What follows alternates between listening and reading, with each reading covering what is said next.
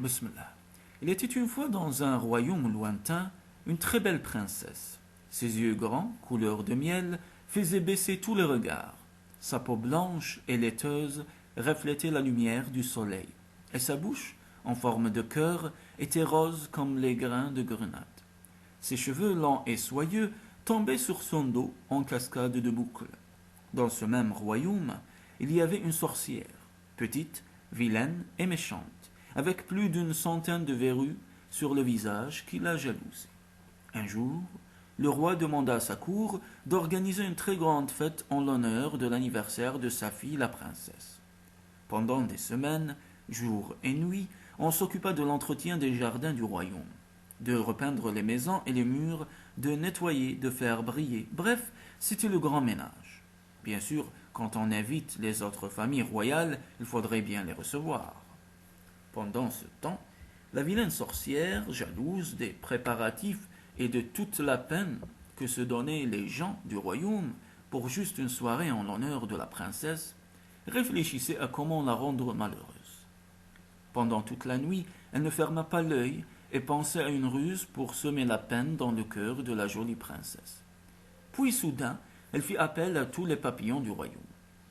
Papillons de nuit, écoutez-moi. Vous êtes beaux, mais vous avez la vie éphémère. Cela dit, si vous voulez vivre plus longtemps, j'ai la solution. Ah oui, répondit l'un d'eux. Quelle est la solution? Si vous voulez vivre indéfiniment et faire profiter la nature de votre beauté, vous pouvez devenir humain et vivre jusqu'à la fin des temps. Comment? Répondirent les papillons. Si l'un d'entre vous arrive à convaincre la princesse de l'épouser, il sauvera toute son espèce, car tous deviendraient.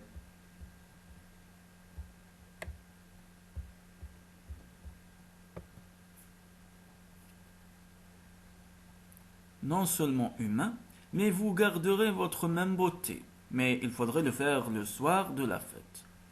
Tous les papillons se préparèrent pour le lendemain soir de la grande fête princière. Jeudi prochain, vous saurez ce qui est arrivé au royaume.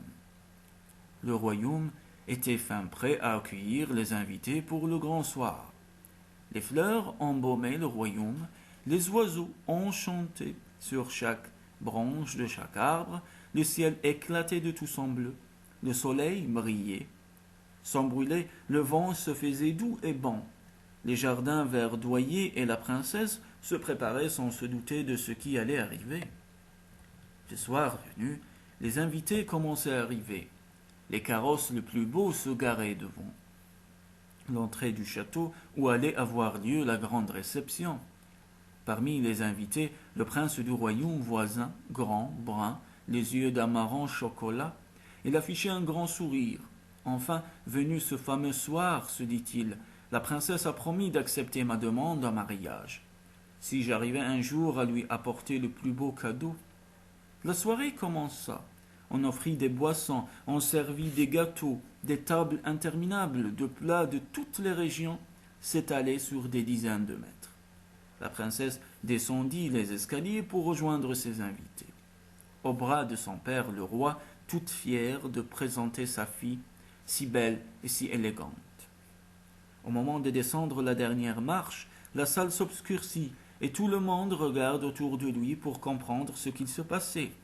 Des centaines de milliers de papillons de nuit envahissaient la salle de réception. Les invités couraient dans tous les sens, les cris et hurlements transformèrent l'ambiance festive en scène de catastrophe. Tout le monde prit la fuite et abandonna la pauvre princesse dans un tourbillon de papillons. Seul le prince la prit dans ses bras et couvrit sa tête. Il lui parla à l'oreille en demandant ce qu'il se passe, et la pauvre princesse lui dit que les papillons étaient tous là pour demander sa main. D'emblée, il ouvrit son cadeau et hurla « Qu'il t'apporte de la lumière !» Au bout de quelques instants, les papillons disparurent et le calme revint. Le roi se releva et demanda aux gardes de lui rendre compte de la situation. Personne n'avait de réponse. La princesse offrit sa main au prince et s'adressa à son père. « C'est le cadeau du prince qui nous a sauvés, père. Sa lanterne faite de miroirs reflète et intensifie la lueur de la flamme, et c'est ainsi que les papillons sont partis me chercher la lumière.